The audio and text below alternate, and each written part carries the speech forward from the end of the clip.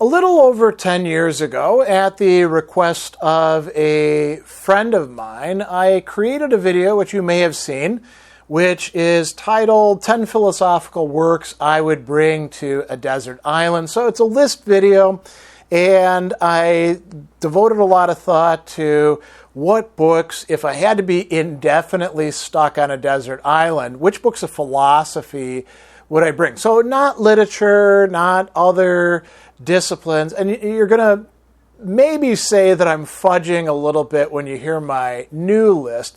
But what I set myself as sort of guidelines for this is it had to be actual works that are recognized as such. So not the collected works of so-and-so, because that would be kind of cheating in a way. So if you're going to do, for example, David Hume, who's not on my list, you could have, Hume's treatise on human nature, or you could have one of the inquiries, but you can't have like the collected works of David Hume encompassing all of those sorts of things. But you could, in fact, have essays, literary, moral, political, because those are all bundled together in their, recognized form in that way.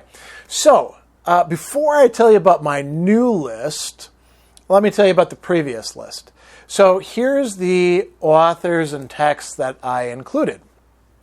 Plato's Republic, Augustine's City of God, Thomas Aquinas' Summa Theologiae, René Descartes' Meditations, Georg Friedrich Wilhelm Hegel's Phenomenology of Spirit, Aristotle's Metaphysics, Blaise Pascal's Pensées, Martin Heidegger's Being and Time, Max Scheler's Formalism and Ethics, and Maurice Blondel's Action 1893. And you notice that with the exception, perhaps, of Descartes' Meditations, these are all big, old, thick books, right?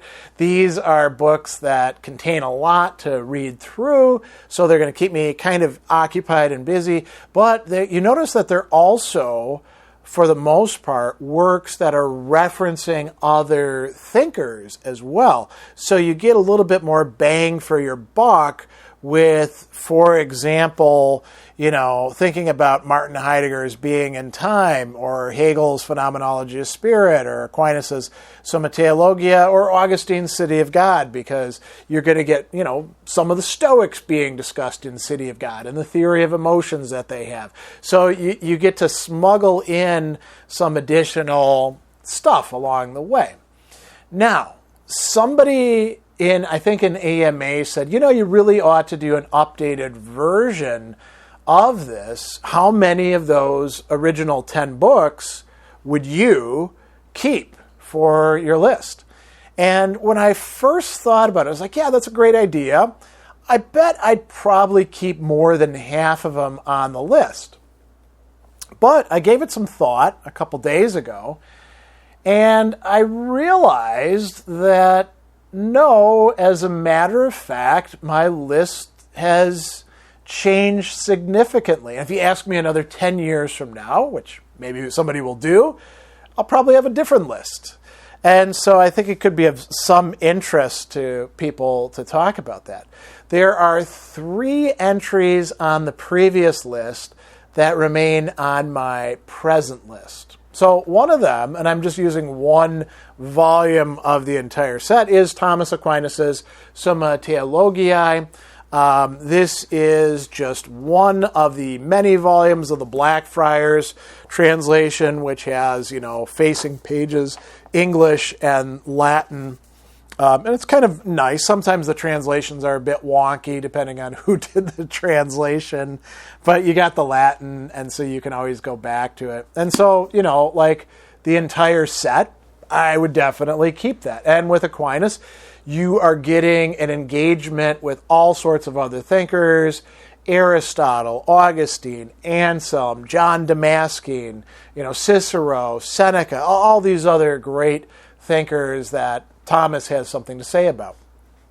I also would keep René Descartes' Meditations, whether they're understood as, metaphysical meditations, meditations on first philosophy, and I would actually keep this particular version that I've got, which doesn't have facing pages, but rather it has the French translation and Descartes' Latin, because Descartes wrote the meditations in Latin and then had somebody else translate it into his native French.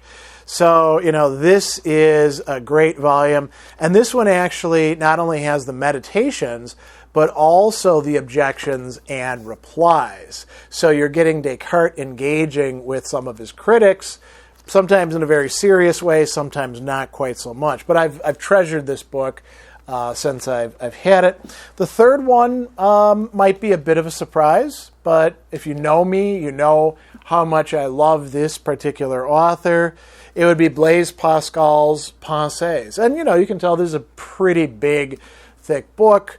It's not as systematic as maybe the other two are, but it's really rich in ideas, and I've enjoyed reading this since I was a graduate student, so, more than 25 years at this point. Really like Pascal. Now, who would be on my present list besides those three? Some of these may surprise you. So here's a big, thick book, right? But, it's understood as a collection that does get brought out together, and it's Miguel de Montaigne, his essays. And the complete essays is a massive, massive tome. This is over 1,200 pages. It's got all of his essays in it. And I really like Montaigne. He's somebody who I've been reading really, again, since graduate school. And as I've read more Cicero and more Seneca and more Plutarch, people that Montaigne himself is referencing, I've come to enjoy Montaigne even more. So that would be number 4 on my list. Number 5, this is kind of short, and it's something that I've been grappling with a lot. You might say, well, this isn't a work of philosophy, but I approach it kind of as a philosopher. The Prayers and Meditations of St. Anselm of Canterbury. And so if you don't know, St. Anselm really revolutionized prayer in Western Christianity, because he wrote these incredibly complex, rhetorically structured, deep thought prayers, which place the petitioner in this dramatic situation in relation to God or the saint or whoever else is being referenced. There's even one to the cross itself. And there's so much really interesting theology and even moral philosophy going on in them. And then there are some meditations that he wrote as well.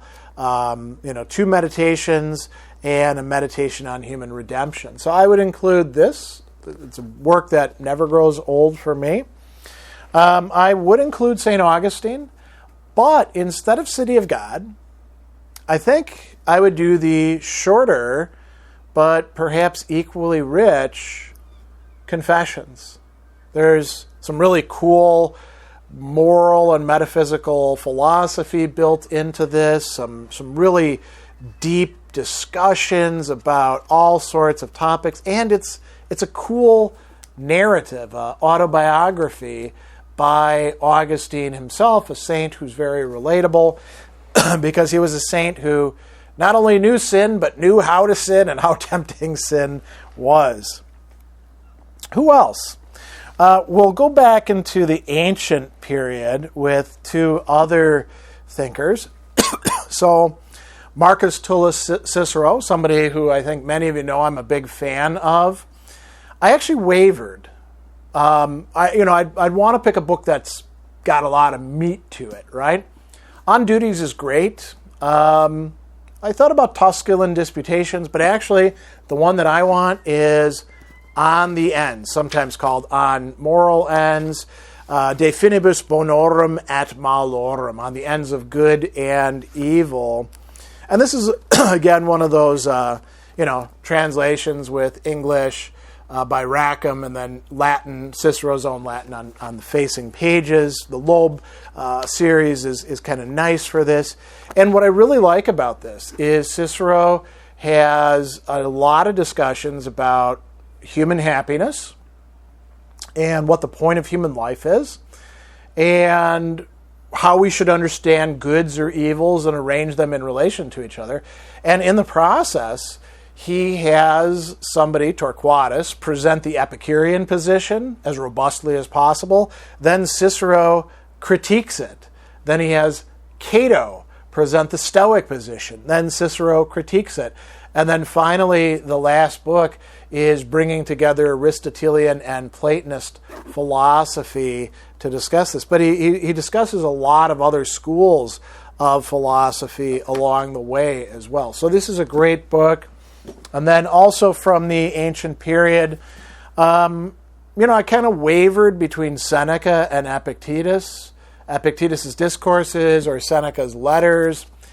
And I kind of feel like right now, even though I love Epictetus, Seneca kind of edges him out. And again, it's in part because with Seneca, we see not only a very coherent and well-worked out presentation of his own school, the Stoics, but all sorts of examinations of other schools and philosophers, Epicurus, Plato, Aristotle, Theophrastus, Heraclitus, Democritus from pre-Socratic philosophy, Aristippus and the Cyrenaics, Stoics who we don't know much about, like Posidonius and Panaetius, all sorts of other thinkers as well, even a homegrown Roman philosopher, Sextius, right, who had his own school for a while. So, and this is a pretty substantive work as well. Now, of course, I'd want to have the Latin for this, just as much as I'd want to have, Montaigne's French as well, but,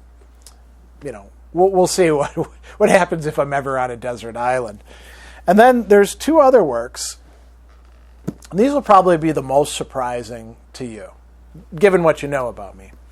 So, the first video that I did, I had a lot of people who were like, I can't believe that you didn't bring along Kant's Critique of Pure Reason. It's such an amazing book. And yeah, it's a great book. But for me, that's not where the real action in Kant is. I'm more interested in Kant's moral philosophy, so, like the Second Critique or the Metaphysics of Morals, or the third critique, the Critique of Judgment. I mean, if you thought the first critique was mind-blowing, you got to read this. I mean, there's so much interesting stuff that's going on here.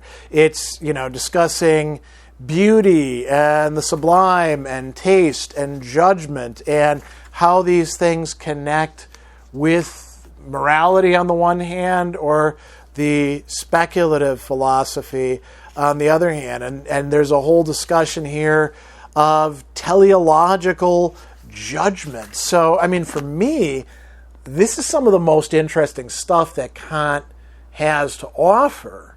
And, don't knock it till you try it. If you haven't read the Critique of Judgment, you don't know what's actually in here or how cool of a work it is. And I would say it's more difficult in some respects than either of the other two critiques. Then finally, wrapping it up, now here's where you might say, oh, this isn't fair. You're straying outside of philosophy. I mean, you could have said that earlier with Augustine and Anselm and people like that, even, Pascal. The New Rhetoric by Chaim Perlman and L. Olbrechtstatika. Probably mispronouncing the other person's name. A Treatise on Argumentation. This, I've been reading this book and rereading it, again, since graduate school. It is such a great work. It is about real logic applied to persuasion. So it is about rhetoric, but it's looking at it in a very, very philosophical way, and it brings in all sorts of references to historians, other rhetoricians, essayists, and philosophers. So, for example, we find early on in the work Cartesian certitude being discussed, right? Or Kant's critique of pure reason. So this is a very philosophical approach to rhetoric. It's quite dense. It's over 500 pages of text. And I just like the way that these two approach topics and work them through. So, I would bring this to the desert island. So, there you have it, my new list for 2024. Quite different from the list from 2014, but, I think, and maybe you want to say something about this in the comments or have a discussion about it, we should change. In the space of a decade, if you have exactly the same list of the 10 works you would bring to a desert island, you're probably stagnating. And you don't want that to be the case. You want to be continually developing. And so you can see where mine are, less, 20th century or, modern stuff, more early modern stuff, different ancient stuff, moving away from, say, Aristotle's metaphysics to Cicero's on the ends, and some very interesting other things as well along the way, including this great book, The New Rhetoric. So maybe you want to put together your own listing about this. Maybe you want to say something about the books that I selected, or maybe you want to compare and contrast the two different listings that I've come up with and say how I went wrong going with these new books or how I've actually got things right. It's up to you. But that is my set of works that I would most like to bring to a desert island to keep me company, to keep my mind active, and to keep making progress in this field of philosophy.